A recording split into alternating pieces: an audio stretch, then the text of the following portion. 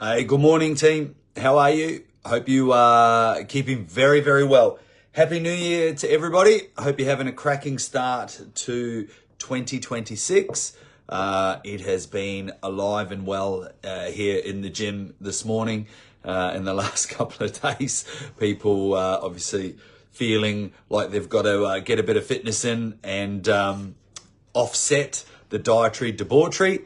Good morning. If you're jumping on, just chuck a little emoji in the comments or even chuck something in the comments to let me know that you're here. Little thumbs up, little shucker, little smiley face, anything like that would be great.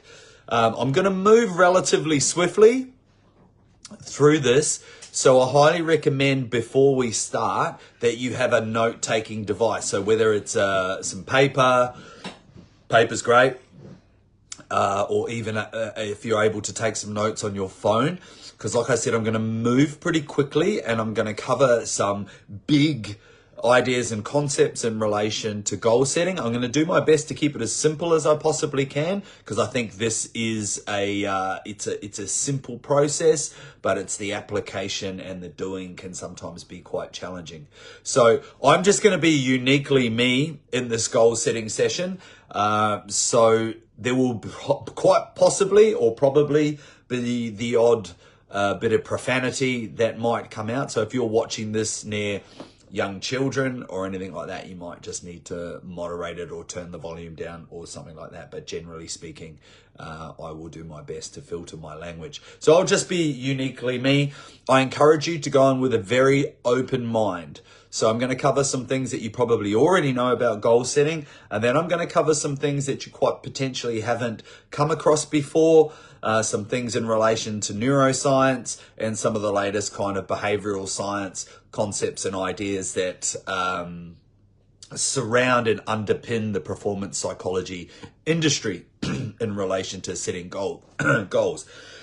So, without further ado, I've been doing goal setting for about 20 years in the coaching industry, and I've observed a lot of things. And I'm going to open with a big statement. Now, I can't accredit this to anybody because I can't remember if I've read it somewhere, heard it somewhere,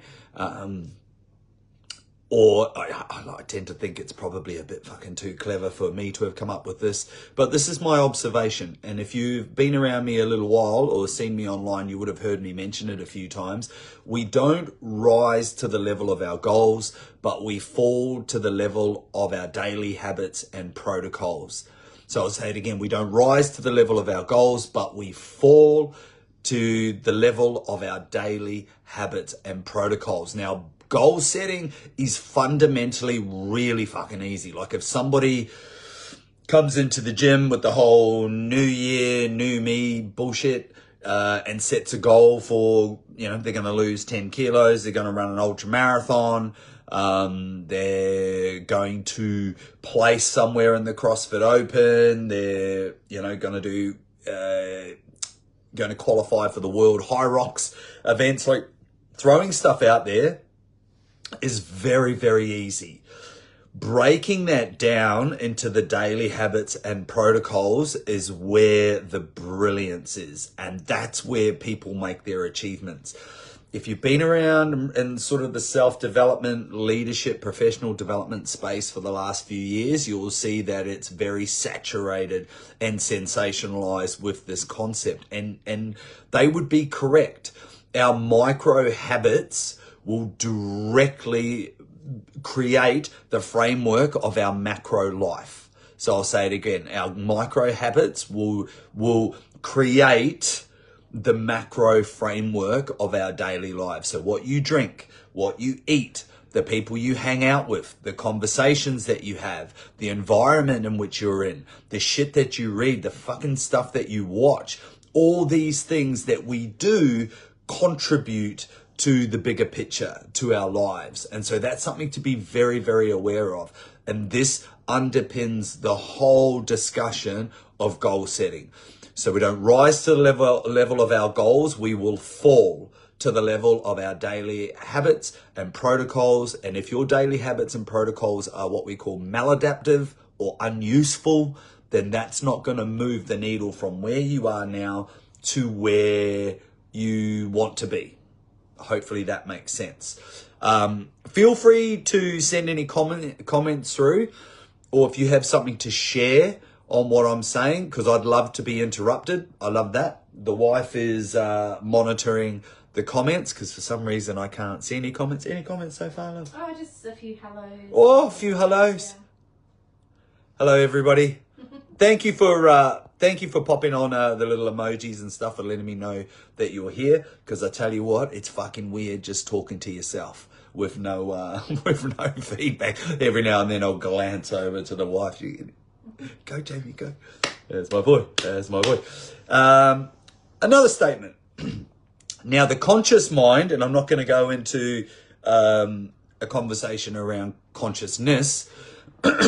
So if you understand the mind's makeup framework, we've got the conscious mind and we've got the unconscious mind or subconscious mind. So the conscious mind is the goal setter and the unconscious mind is the goal getter. And I'm going to refer to this a little bit later on. So the conscious mind is the goal setter. So what we do consciously, we have a conscious cognitive conversation about setting goals. So that is all done conscious. The actual achievement and increasing probability of getting those goals, whatever they may be, is largely due to our unconscious or subconscious mind. And today's little workshop is primarily, almost completely conscious work, and ultimately a conversation around awareness. What's important to you? What's a priority to you? Where are you setting your goals? And that leads me to the next part.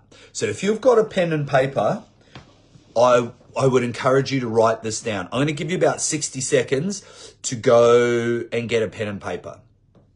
Please go and grab a pen and paper or something that you can write down. If you're watching the live later on, then you've got the advantage of just fucking doing this whenever you want to. But if you're on live now, which we've got quite a few people, which is awesome, well done you guys, then get yourself a pen and paper. Okay, I'm assuming that you've got something to take notes down. Remember, this stuff's only useful if you use it. If I've just asked you to get a pen and paper and you haven't, then that's not great. So if you have, brilliant, because it's useful if you use it. Right, with a pen and paper, we're going to write down the 7 areas of the human experience. So if you are a human being, we can break down, that was a really stupid thing to say. You can break down life into 7 areas. Now, here are those 7 areas. So we've got a physical side of our life. We've got a mental side of our life or psychological side of our life, which is basically your intelligence or ability to learn, your IQ. And with physical, that's anything to do with your health, your biology, your physiology. We have a vocational side of our life. Now, in the context of what we're doing today, vocational means success. You know, it could be career success. For some people, it's money. Some people, it's freedom. Some people, it's happiness. Some people, it's all of that. So a vocational side of our life. We have the financial side of our life. So our relationship with money, with wealth, things like that. We have the spiritual side of our life. Now, in this context, spiritual can be seen as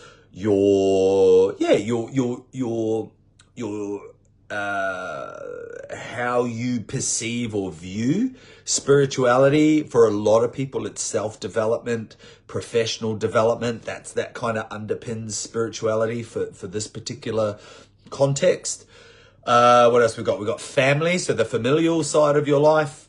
That's an area of the human experience. Trying to think if I've missed anything. Social, the social side of our life. So how we are with groups and organizations out in the community, other people. So I'm going to just rattle it off again, make sure I've got 7. Psychological, physical, vocational, spiritual, financial, familial, and social. There we go. Brilliant. So there's the 7 areas of the human experience. Now, what I would encourage you to do now on a scale of 1 to 7. So if you look through your list of 7, I would love you to give yourself a rating. Now, 1 is fucking shithouse. Like you've got no attention there. It's an absolute shit fight. There's shit going on from arsehole to Africa. It's pretty much a fuck fest. So 1 is the lowest. Okay. 1 is the lowest mark.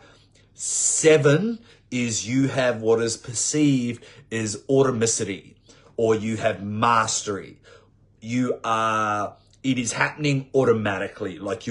So if I use the example of the financial side of your life, you've got a property portfolio, you're in business, you've got stocks and shares, there's money in your account, you have financial freedom, you have money's working for you, you're not working for your money. That's a 7. Like, you are the duck's nuts. You're the white on rice. You're fucking all over it. That's a 7. Now, you'll notice I didn't go to 1 to 10. And it's not because I can't count that far. It's because 10's too big. There's too much wiggle room. If we keep it 1 to 7, it's nice and tight, and we can see where you're at. Okay, so go through each thing. Now, this is where you've got to have ruthlessness and radical honesty. I want you to own your ruthlessness and be radically honest. Don't give yourself a 5 in the physical area of your life if you are very dissatisfied with the way you look, with your athleticism, your self-image, your self-esteem. Don't be giving yourself a high mark. Just be ruthless. Nobody's going to look at this, by the way, unless you show them. So this is just for you. So go through each one. We're rating from 1 to 7. We're giving it a depth scale. So we want to see where you're currently at.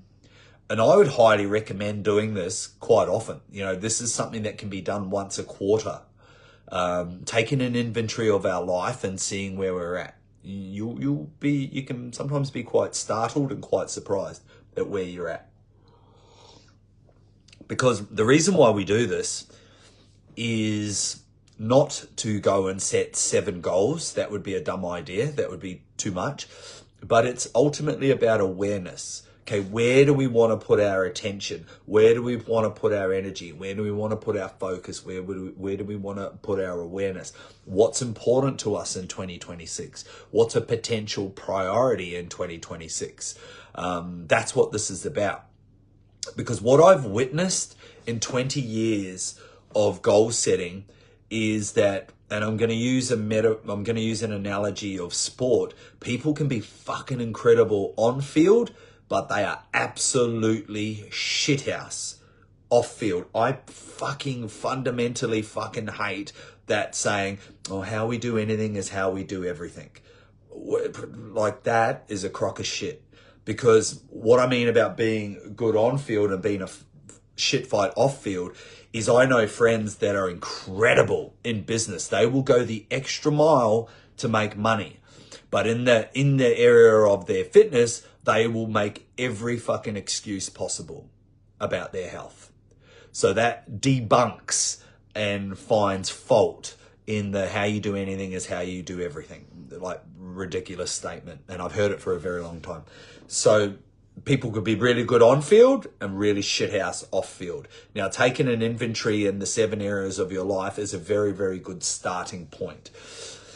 Now, I'm going to reference a guy called Professor Steve Peters. Now, I reference him a lot because I really like his work. He is a psychiatrist and a performance psychologist. He is the author of a book called The Chimp Paradox, or I think it's called Pathway Through the Jungle.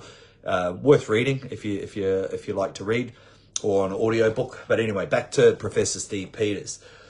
So he did a massive study at the University College of London. It was essentially around problem solving, but it has had some correlation to like goal setting and how we manage complex systems as human beings. And he used I don't have any juggling balls here actually, otherwise I could have showed you. He talks about the metaphor of juggling. So if we were in a room with about 100 people, you'd almost go as far to say at least 90% of that room would be able to juggle 2 balls. So they just sort of, biff a ball from side to side. Happy days. There is only about 40% of the room that could juggle 3 balls.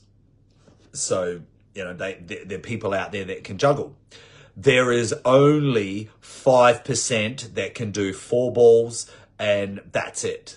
Like, there's no juggling of 5 balls. And he states, from a neuroscience perspective, majority of us can manage 2 complex systems or problems or goals at a time. So 2, you pretty much can go away from this workshop going, right, I can confidently say that in my world, I can set 2 goals and I can work on those methodically. I can manage those 2 complex systems at any given time. There is a small portion of us that will go away and can work on 3 goals. Like, that's no worries.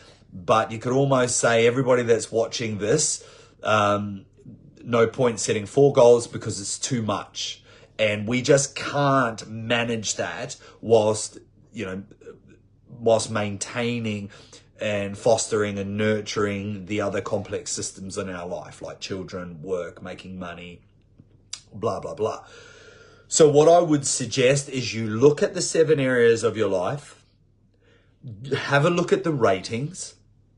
If there is an area where you're really shit, which is a highly scientific term for you're not giving it any attention, focus, energy, or awareness, consider setting a goal in that area if you want to be more sort of generalized and broad across all areas. Or if there's something that there's a goal that you really want to set, consider setting it in that particular area. So hopefully that makes sense. Any comments, any thoughts so far? Wife, can you do a little check for me, please, wife? Stand by. She's like, nothing yet. Fucking tough crowd. I understand. It's the 3rd of January. It's 2026. Slow. We're gonna build. Okay. Oh, lots of hellos and stuff. Oh, lots of hellos. Hello. Yeah, I'll show you this. Stand by. This is what Sugar thinks of goal setting. She got no fucks to give. She's all Christmas and New Year's out, to be honest. She really pushed the boat out on the rum balls and pavlova, so she's not really interested in goal setting. Okay, next part. Here we go. So if we break this into steps. Step 1, 7 areas of life, giving ourselves a rating, etc., etc. Step number 2. Now, goals cannot be ambiguous or abstract. They must have specificity. Don't ask me to spell that word, but they must have specificity. Now, the swiftest way to do that is to run them through the SMART goal process. So I'm going to use an example. I'll use my own. So I want to be 12% body fat. So that's really important for me. So my initial goal is 12% body fat with an imposing and formidable body at 47. And so that at the moment is a little hybrid of ambiguous, and also we've got specifics. But the law of specificity pertains to the mind. The mind loves clarity. It loves clear direction. It loves clarity. The brain will take the path of the least resistance. It will look for shortcuts. It's a lazy little fucker, which is why we have things called schemas and heuristics, which are mental shortcuts. So the brain will look for the shortest path, do the least amount of work, conserve as much energy as we possibly can. And that relationship with the mind wants specifics. So if I turn around and say, I just want an imposing and formidable body, it's like, what the fuck does that mean? It'll be like saying, I want to get leaner. Now, my mind goes, I want to get leaner. Brain goes, let's do this really swiftly and rapidly. And so therefore, if I jump on the scales today and I'm 83 kilos, my mind will go to work to take me just under 83. So I'll jump on the scales in a week's time and I'm 82.5. So I'm leaner, I've achieved said goal, but that's not imposing a formidable body that I actually want. So having specifics is so important. You cannot move on past step 2 without that. SMART goals are very simple. It's a tick and flick. It's not hard. If you get to each part of the acronym and you've shit the bed, you can't tick that box. You need to make adjustments to do so. So SMART goals are specific, measurable, achievable, realistic, and time-based. So I'll use mine. Is 12%, body fat specific? Tick. Is it measurable? Tick. Is it achievable? Yep. Is it realistic? Yep. Is it time-based? Now, I can't just tick that. I've got to say, like, well, what's the time frame?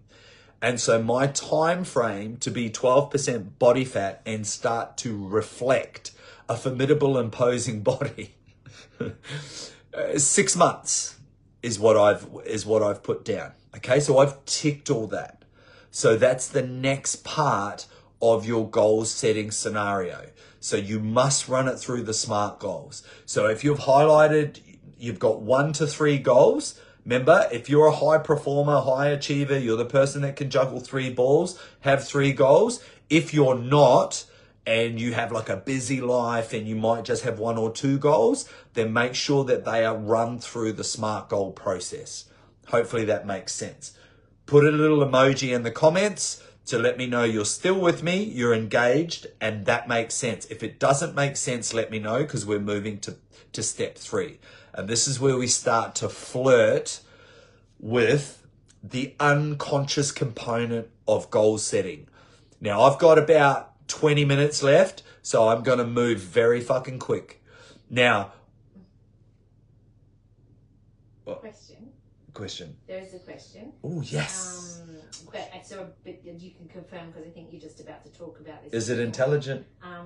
Erura? Who? Oh, Eruera. Yes. Yeah, he's switched on. So you said you were talking about the subconscious mind earlier. How do you control that? But I think you can just let him know that you're about to dive into that. Oh, bro. Oh, Morena, brother. So Eruera back in Rotorua has asked a really good question. How do you control the subconscious mind? Such a good question. And the answer is, I really don't know. And I'm not sure that we will know even in our lifetime, bro. The mind is a saucy minx. And there's a lot, and I mean a lot, bro. The greatest thinkers of all time, and I'm meaning like even 3,000 years ago, Aristotle, Socrates, even more recent times, Carl Jung, Sigmund Freud, oh my God. Yeah, even the greatest minds of all time, and even in more recent times, I'm just about to reference this guy, Dr. Joe Dispenza, Dr. John DeMartini, Dr. Peter Attia, like people, the mind is very elusive and there are a lot of theories. My simple answer to it is, 1, I don't have enough evidence. 2, I don't think we can control it. We are very unconscious, subconscious beings. However, I do believe, bro, we can influence it. And I think it's like that saying, repetition is the mother of all learning. We can influence it by layering things in. We're going to talk a little bit about linking, neuroplasticity, myelination of the brain very soon. And that speaks to your question. But am I 100% certain? No. But am I confident?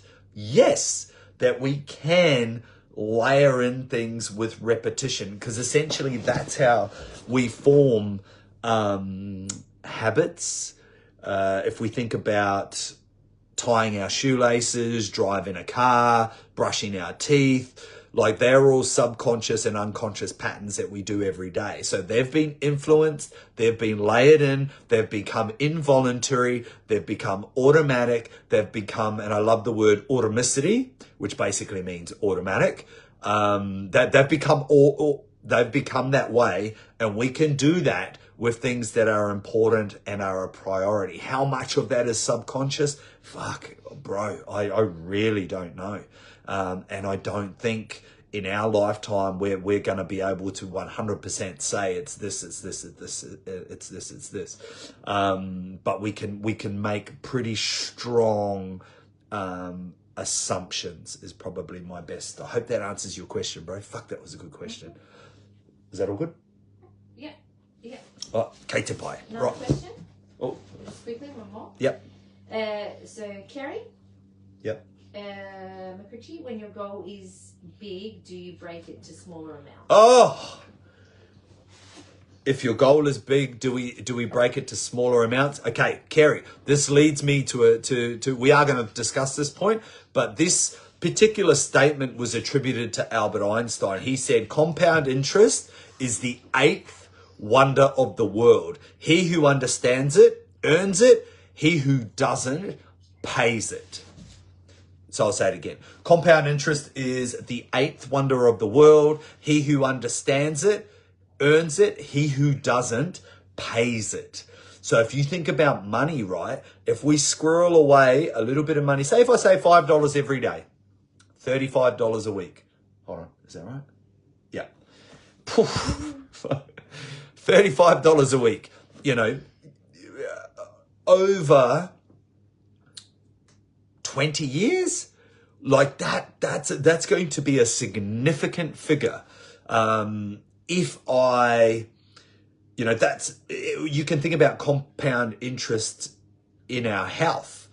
If I eat, you know, 90% of the time every day, whole foods, healthy foods, I walk every day, I go to the gym, and I compound that over, you know, over a year, I'm going to be in fucking incredible shape. Now, if I don't, compound interest tells me I'm going to fucking pay for that.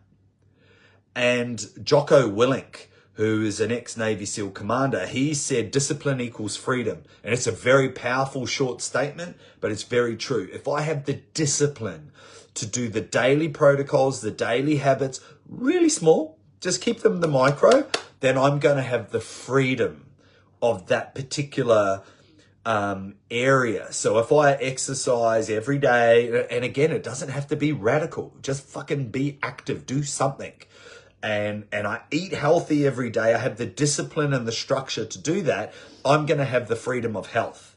If I save $5 every day for 20 years, I'll still be fucking broke, to be honest. This won't be enough, but you know what I mean? Say if I have the discipline to save, say, 10% of my earnings every week, I will eventually have the freedom, the financial freedom.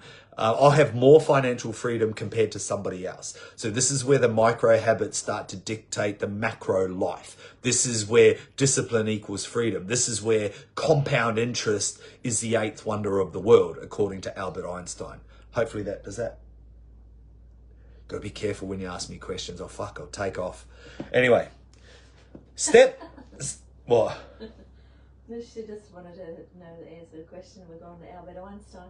Yeah. Eighth wonder of the world. Yeah, we went to the eighth wonder of the world and Albert Einstein, and all Kerry wanted to know is, do we break it into small, achievable chunks? Sorry, Kerry. Step number 3. No, sorry. Step number 3. Yeah. This is, I'm going to introduce you to the concept of some of the unconscious work. So we're going to use SMART goals again, but this time I'm going to borrow these SMART goals from one of my mentors. His name is David Neath. He is one of the world's leading mental performance coaches. If you don't know him, Google him. His SMART goal process is step number 3. So now you've gone through the 7 areas of your life. You've set your goals with specificity, i.e. the first SMART goal process. Second SMART goal process is a lot of the unconscious stuff. So I would write this down. I'm not going to go through it in great detail because it's too difficult. It's too difficult in a generalized environment like this where I'm just fucking talking and not interacting. However, I am offering a free 30-minute consult for anybody that wants to work on this stuff with me. It is free, and there is a link in this post, but I'll get to that soon. Okay, so the S stands for, is your goal sensory specific? Now, this underpins visualization and the utilization of our senses. So if I think about my 12% body fat, can I see it in my mind? Can my mind conceptualize it? Meaning, can I see the imagery? Can I watch the little 12-second reel in my head? Can I see it, feel it, hear it, smell it, believe it, achieve it in my mind? Because if I can conceptualize it, then there is a high probability it can be reality. If I can't get sensory specific, something's missing. So I need to unpack that a little bit more. So the S stands for sensory specific. Now, not only is visualization a great tool, but we can create vision boards. All my clients, they all create vision boards of their goals. They also do a vision board that they put in the shower. And this is not some kinky shit that us North Island Kiwis are into. This is actually real. Dr. Joe Dispenza has a great statement. He said that a thought or an image that we have repeatedly in our mind will look for expression through any practical means. So a thought or an image that we have in our mind will look for expression through any practical means. So if I keep seeing something and it ticks over in my mind, and this speaks to what Erawera was talking about, which is how do we control our subconscious mind? I'm sending messages to it constantly just by looking at imagery. So whether it's a vision board, and this is where vision boards and things get their value. Like it gets kind of pushed to the side as being a bit fucking woo-woo. And look, there is sprinkles of woo-woo.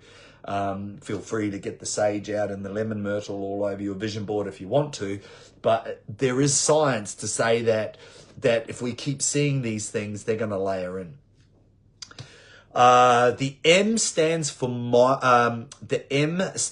milestones. So that's a big topic of conversation. And this is the micro things. This is how do we put them into little steps every day, protocols and habits. So again, I'm just touching on this. And this talks to what Kerry was asking. Do we break them into little chunks? And this is where we actually write down. So if I'm going to be 12% body fat, what are the micro steps I can take every day to ensure that I get my body fat percentage down within 6 months? And this is where you sit down with a qualified and trusted expert and you find out how the fuck do I do this? Had good clients of ours and friends, Rob and Michelle. They've got their whole 2026 lined out with running events, which is fucking incredible. And so then my next question was, well, what are the milestones? What's the framework to get there? And these two are high performing individuals. So they've laid out the little micro steps, and that's what leads us to the goal. Remember, we don't rise to the level of our goals. We fall to the level of our daily habits and protocols. A is accountability. So holding ourselves to account. Now, this is where we enlist the support of somebody else. You might not have a super wife or super husband like I do, but you might have a friend, a coach, somebody that's sharing the goal with you. Accountability is brilliant. Accountability by definition means one's ability to be held to account. Some people love accountability. Some people run a million miles and fucking ghost everybody. And I deal with both of those. I deal with people that pay me a lot of money to hold them to account, and I'm an accountability fucking whore. Like, if you want to work with me, I will hold you to account. Some people like it and some people ghost. Moving on. The R, so in David's framework, which I love, that in the conventional smart goals. There is realistic. David and I push people to go unrealistic. Now, this is that whole thing. If you set the bar too low, it is very likely that you will achieve it, but it will be so fucking underwhelming. You're not going to feel very satisfied or fulfilled. This highlights the important point. When people take shortcuts, cheat, do things in secrecy, they don't do the work. It is so fucking unfulfilling. So the external world might go, oh, you're a fucking... It's like these fuckwits that take steroids. They look the fucking business, and I am fucking jealous. And I don't have a problem with steroids or any enhancement at all. What I do have a problem with is not being transparent. So it's kind of like athletes that cheat. Externally, they're being validated, but internally, you've got to look yourself in the mirror and you've got to go to bed with yourself and spend time with yourself and know that you have shortcutted. And that's not a fucking great feeling. It's like when people are fraudulent and they rip people off and they make money off other people's, misfortune or other people's wealth. Like they might externally go, yeah, fucking made $1 million. But if you've made that $1 million because you're a fuckwit, you still have to, you've got to own that. And so internally, you're going to feel like shit. So, that's a bit full on, isn't it? So if the bar's set really low and through, sorry team, something's going on with the Wi-Fi, we're back. And through a conversation, he's now running a 100-kilometer ultra marathon event in Adelaide in July. Oh, now I'm getting the comments. This is so weird. Oh, really? Yeah, it's fucking weird. Anyway. You just focus on the thing otherwise. Don't try and read them at the same time. Yeah, now I'm getting pummeled with comments. All of a sudden, I've been doing this thing for like nearly 45 minutes. It's like, oh yeah, brilliant, thanks. Anyway, I've gone off on a tangent.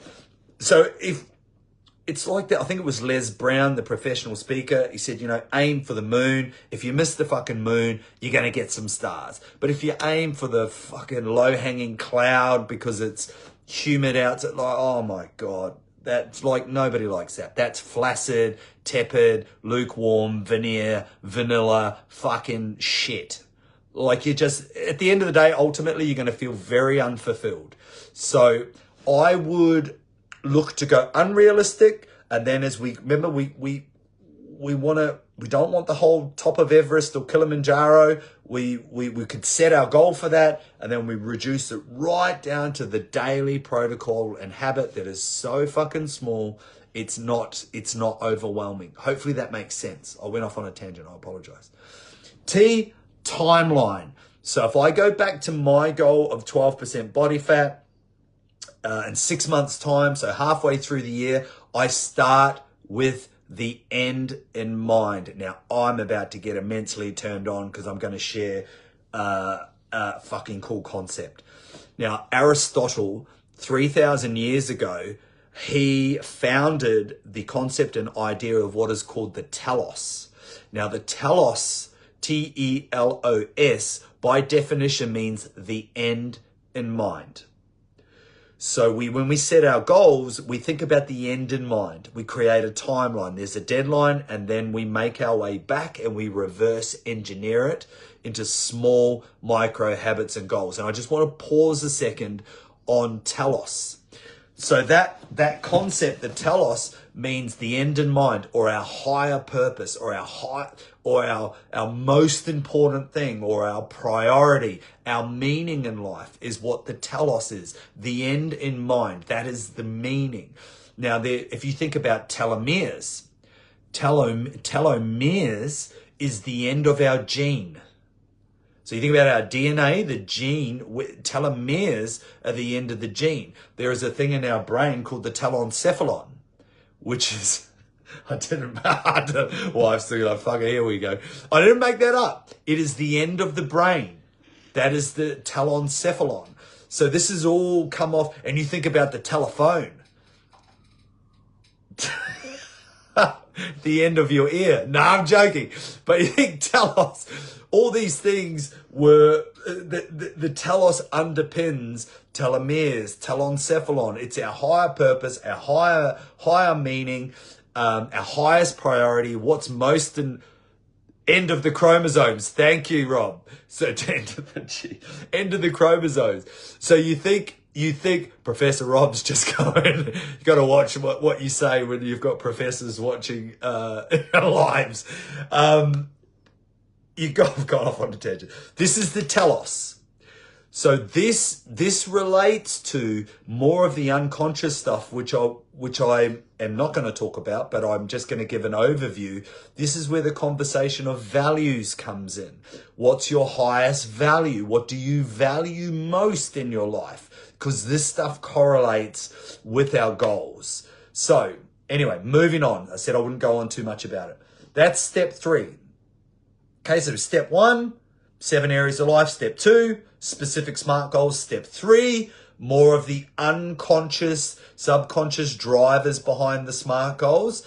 And probably the last step, and I've already spoken about it a little bit when I referred to what was attributed to Albert Einstein and the micro habits dictate the macro life, is how do we break this down into the little micro, into the daily habits and protocols? Now, what we want to aim to do is when it comes to goal setting, we almost want to approach it like we're forming a habit basically forming a habit. And if I was to ask you, how long does it take to make or break a habit? Pop it in the comments. How long does it take to make or break a habit?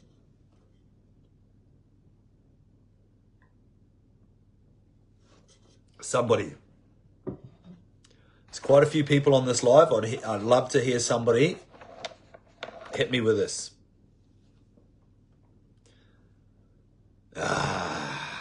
Some intelligent people on there. Vebka is correct.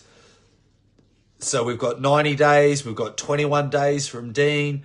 Carrie has got 3 months. Yeah, 12 weeks. Tracy's got it. So a lot of these people spend, Naomi's got 21 days. Itawita's got as long as it takes. We've got 21 days. Love it. 3 weeks. Fucking hell, Carlos. Depends on the difficulty of the habit. Oh my God. Love this. Great.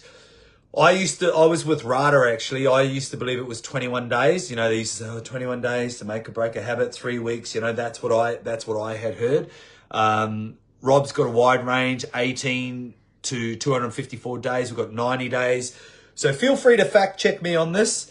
I learned recently, so James Clear, who wrote the book Atomic Habits, he landed on 90 days.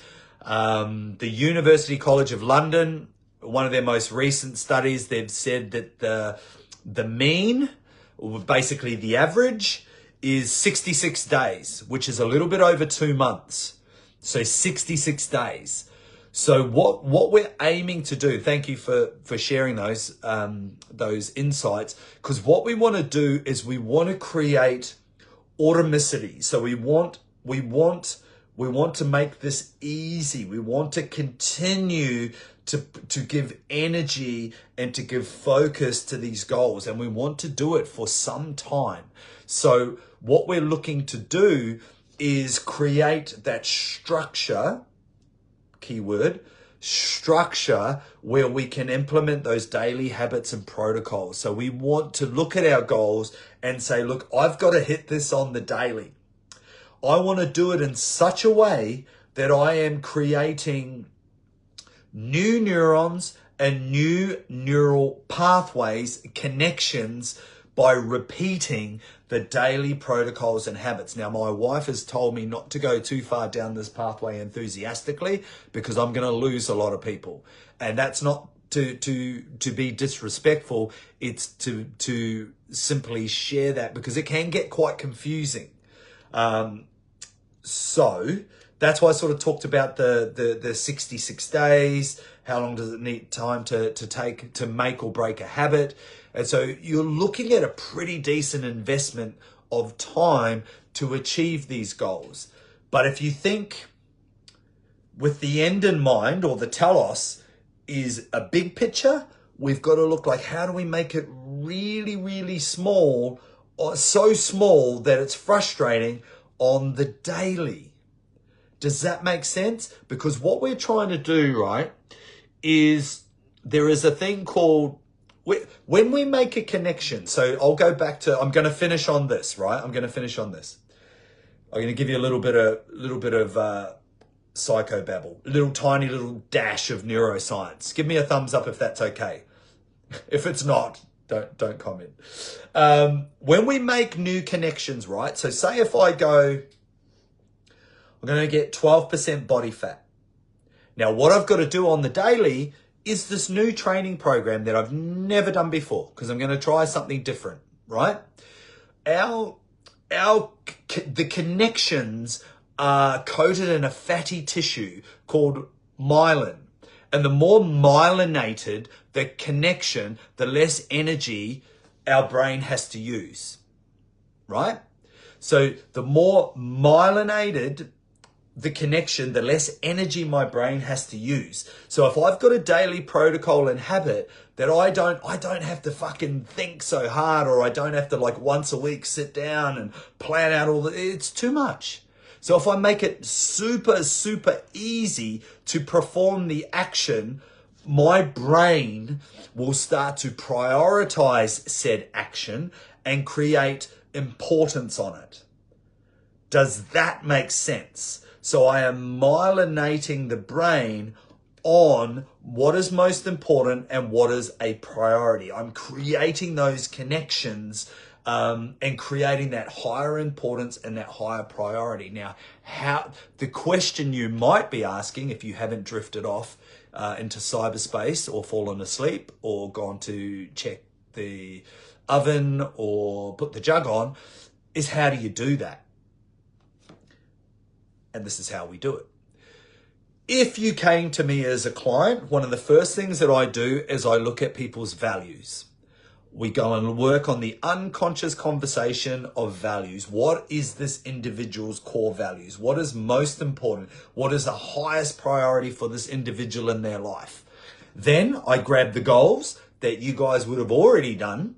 You've got your goals there, and then I heavily correlate values with goals. And we do that repeatedly. Now, there's a guy on here watching at the moment, a client of mine, who wanted to elevate, basically become more wealthy. I won't go into the specifics of the goal, but it was all around financial abundance.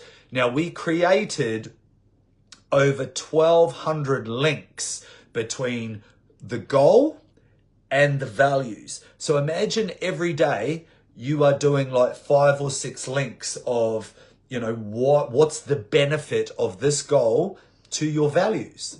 What you value the most, what's most important in your life, what's the highest priority. And so every single day we were doing 5 to 10 of these links. And this is what underpins the myelinating of the brain and creating more importance, a higher priority on what it is that you want to achieve in life. Now, I've seen people break addiction with this process. I've seen people achieve incredible goals, go well and truly above and beyond what they've ever considered a possibility in their life. But this is the work. And remember when I said at the start, goals, the conscious mind is the goal setter. The unconscious mind is the goal getter. And we don't rise to the level of our goals. We fall to the level of our daily habits and protocols. Ladies and gentlemen, that is my little goal setting session at a blistering pace for the start of 2026. Because you're here today, I'm sure you would have got what you absolutely needed today and what would be useful. Remember, it's only useful if you use it. I would love to offer you a free 30-minute goal setting consultation. We jump straight in from where you are. We look at some of these unconscious drivers, these unconscious, subconscious drivers and intrinsic motivators behind your goal, and we get this thing moving. We bring this thing to life at the start of fucking 2026. You know, some people are probably still licking the windows with a string of saliva hanging out of their mouth from all the festive food and dietary debauchery. They haven't even considered what the fuck is up, what's down, what's left or right. No idea. Whereas you guys have turned up, and I want to acknowledge that and say, fucking good on you. Good on you. You're either running your life, team, or the fucking thing is running you. You're either watching the train fuck off that way, and you've got your little ticket going, oh, hopefully, or you're driving the train. Is it called driving? I don't know if you drive a train, but you know what I mean. Team, have an incredible start to your 2026. The link to the free consult is in this post. Once I finish the live, it is there for you. Grab it. Jump on. There's no strings attached. I just love to play some role in getting you closer to what it is that you want. Thank you for your time this morning. Let's have a fucking cracking 2026. Much love, team. We'll see you soon.